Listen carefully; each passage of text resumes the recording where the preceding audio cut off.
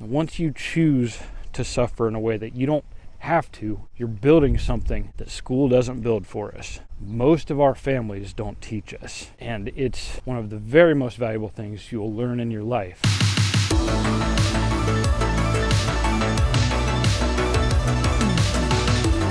Suffering is the key to success and self-belief. It's something we're not taught. Everything that we are taught is all about having everything comfortable and easy, having a path, all the direction laid out for us, having all the problems solved and just following directions. When in reality, it's the opposite. It's the discomfort. It's seeing things through. It's putting yourself in a situation where you don't have to be uncomfortable, but you choose to suffer through discomfort. And the first two and some of the most valuable forms of suffering that everybody needs to go through, this was the key to everything for me, are getting sober, removing harmful vices and addictions, and getting fit.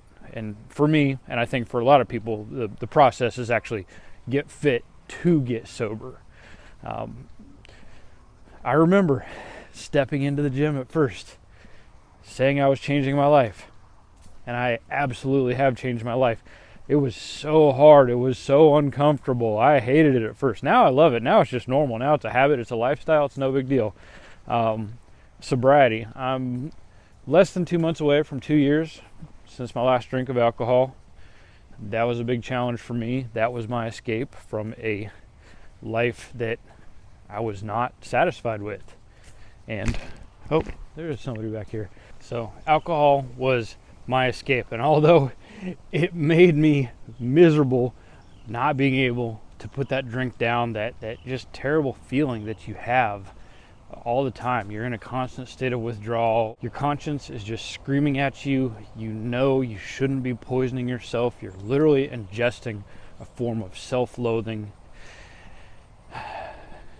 but it also helps numb away the dissatisfaction of the place you're at. And getting into the gym, subjecting myself to what was suffering at that time, gave me the foundational characteristics that I needed to put down the bottle forever. But getting through that addiction is challenging, especially in the beginning. The first few days, the first couple of weeks, the first month or two, you still don't know, is this something you can see through? Is this something, you probably want it to be out of your life forever, but it's also scary to actually think of taking it out of your life forever, because this thing we've been trained into it being fun and cool and cultural, and the time that I grew up, it seemed like every movie about college, every movie about social stuff, movies about high school, everything, alcohol was the middle of it all. This was your social interactions, your approval, your identity.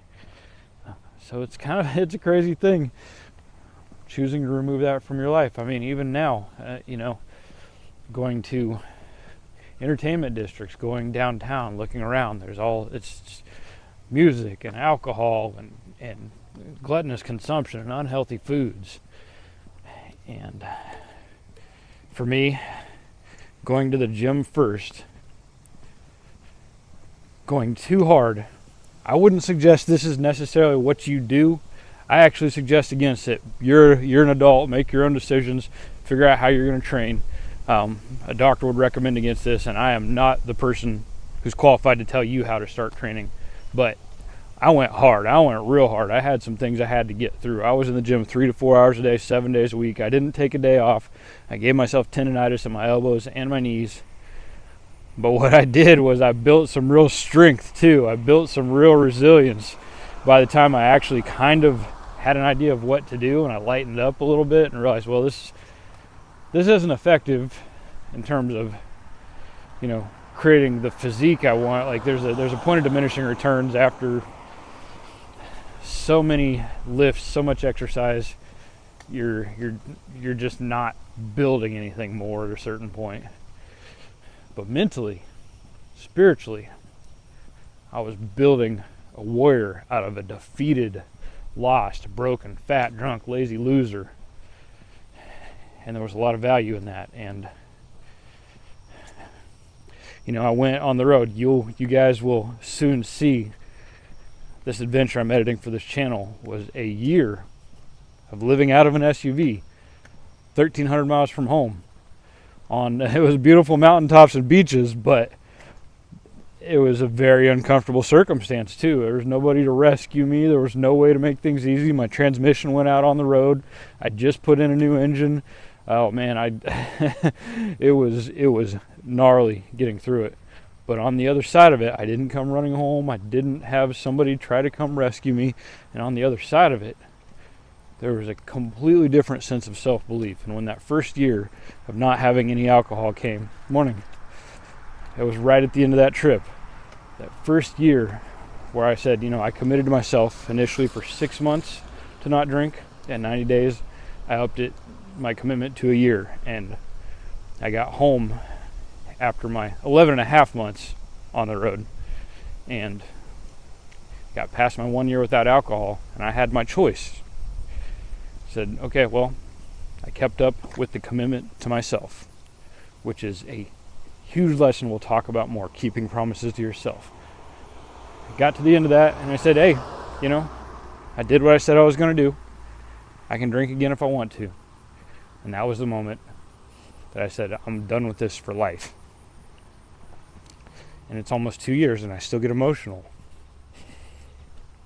And that came out of choosing to suffer. Choosing to suffer in the gym until it no longer became suffering. Choosing to suffer by living without heat, air conditioning, running water. I was in the gym at that point about 12 times a week. So I did have access to showers, but it was also in California, and the showers were at Planet Fitness. There were a disgusting, dirty cesspool of homeless bums and people that worked at the gym who refused to clean up after them. It was pretty gross, but it's one of the many things I chose to put myself through. And on the other side of it, I was a lot stronger, I was a lot tougher, I was a lot more capable. And the next level of real, true suffering that I chose to subject myself to was a diet that actually ended up being quite unhealthy. Another thing I would recommend you don't do, but at the same time, the mental strength and spiritual resilience that built up, it was so valuable. And I made a 97-day commitment to myself, and I didn't deviate. This was 16 to 20 hour a day intermittent fasts, living off of chicken, Greek yogurt, and salad. I was consuming 1,400 to 1,700 calories a day, doing cardio, fasted cardio every morning. It was probably the most intense form of suffering I've chosen to subject myself to yet. And on the other side of that, sure, I got pretty shredded up from it, and I've now learned how to continue to lean out. There will be a bulking phase to this, but I have a certain aesthetic that I'm seeking to hit. I've got a target, and when I get there, then we'll focus more on building mass. But anyways, at the end of this thing, I truly saw it through, and it was the most hardcore discomfort I've ever put myself through. And now I'm getting ready to go home and eat eggs and avocados and vegetables, and it literally brings true joy into my life to have a meal that has planned nutritional value, that is enjoyable to prepare, it's enjoyable to eat.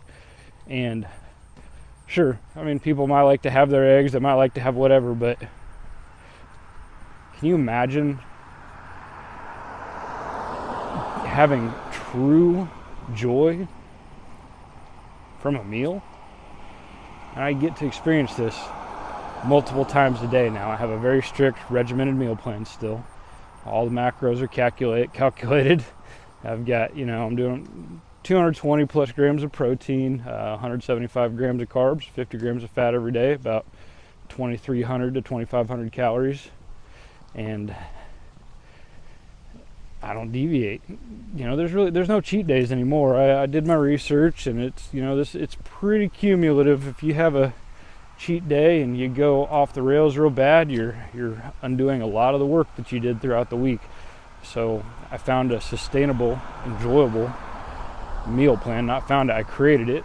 I worked with ChatGPT and developed and created and iterated until I got it to where I really wanted it. And yeah, I eat the same thing every single day. I might go out one time a week and have a healthy meal. On my birthday, recently, we went and did a nice birthday brunch buffet where I knew there was going to be a whole lot of lean meats. They cook up omelets. Sure, there was plenty of sugary, carby, unhealthy stuff, but there was also a whole bunch of fruit to load my plate up with. And, I might have gone a little bit over my plan that day in terms of calories on my birthday, but if I did, it was like 200 calories, and I loaded my body full of protein and healthy fats and fruits, and I genuinely enjoy and prefer it. I haven't had fast food for almost 2 years. I do occasionally have a Chipotle burrito bowl without the sour cream, and if I do any cheese, it's real light.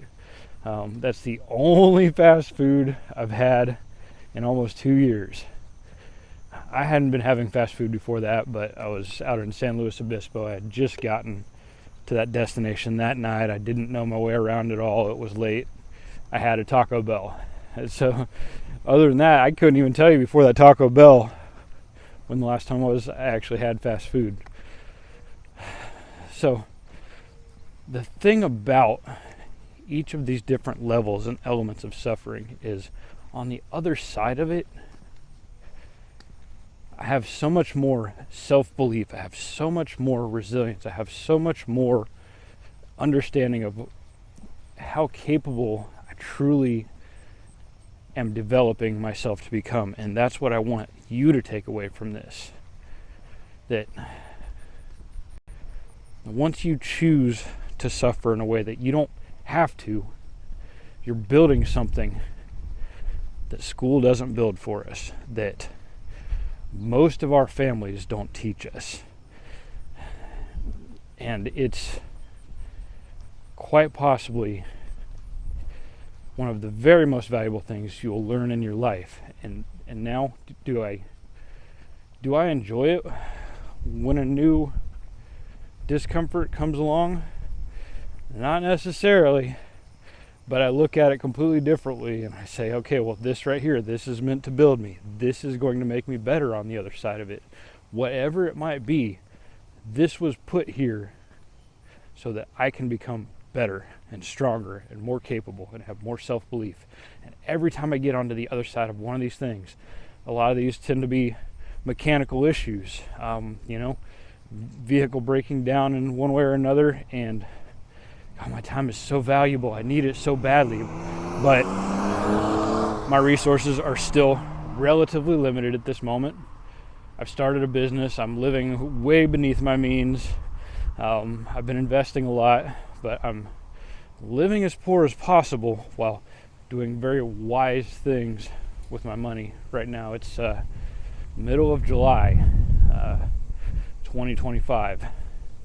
I've been dollar cost averaging and pretty heavily investing into Bitcoin and various top tier cryptos. I was excited about trading. I still am, but I also recognize I'm not skilled enough to do that wisely. So I've just been putting money into cryptocurrencies that I plan on holding for a long time. Well, a bunch of the L1s, a bunch of the top stuff, my Solana, Cardano, Ethereum. I'm going to convert those all into Bitcoin, sometime within the next 3 months to a year. But if I get stuck holding any of them for the next 3 or 4 years, it's all going to work out. So, and look at this. I'm actually now check out some of my other videos. I've made a decision to live without rent or a mortgage. I'm hoping to buy some land. There's more videos coming about that too.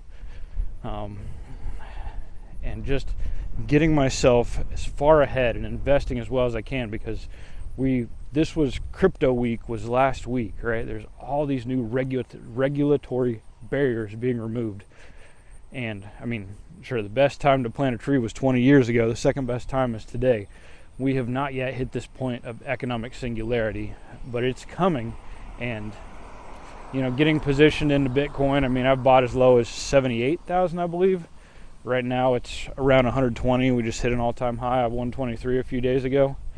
And at this moment, that sounds like a whole lot, but I have a feeling when I look back on this video in 5 or 10 years, or somebody stumbles across this, it's going to be like, man, really? Dude, that was so cheap. So this is one of those moments that it makes an awful lot of sense to be sacrificing comfort, choosing to live in a small camper when I could be living in a nice apartment or renting a house. I don't need much, so I could be renting a small house. But instead, I'm living in a camper, rent-free, stationed right at my client's shop, so I have access to a shop and tools. I'm also the on-call guy to handle problems, But in 20 years, the $700 to $1,000 a month of expenses that I'm saving, because I'm in Wichita, Kansas right now. This place is as cheap as it gets to live comfortably. But by putting that, I put $800 into Bitcoin this month. $800 at, some of it I think was around 110, maybe a little bit lower, and some of it was around 119, and a bunch of money got caught up in a wire transfer. It's going to be a week before I can allocate in with that I get another $3,300 I'm putting into it. But someday I'll look back and be like, man, thank God you saved that money. You put $800 a month into Bitcoin, because in 10 or 20 years, that's going to be a whole different ballgame. And my biggest pursuit in life for myself is freedom, is to create freedom so that I can put my time and energy into what I care about, into creating, into providing positive influence into the world, into traveling, having adventures, not having anybody tell me what to do. Don't tell me what to do. That is like my biggest thing in my life. I went to college, had the career, hated that like I cannot explain. What a joke. Somebody else is going to tell me to limit my capabilities, tell me, okay, yeah, you've got all these amazing skills, all this creativity. No, you don't get to use that. Just fill out these TPS reports like a little robot. And you could make millions for yourself, but we're going to handle all the complexities, the profit and loss, the marketing, the bookkeeping, the business model, and you're just going to sit here, do what we tell you, and you're worth what we tell you you're worth. You're going to buy my life from me one paycheck at a time for a value that you determine. It's disgusting. I hate that.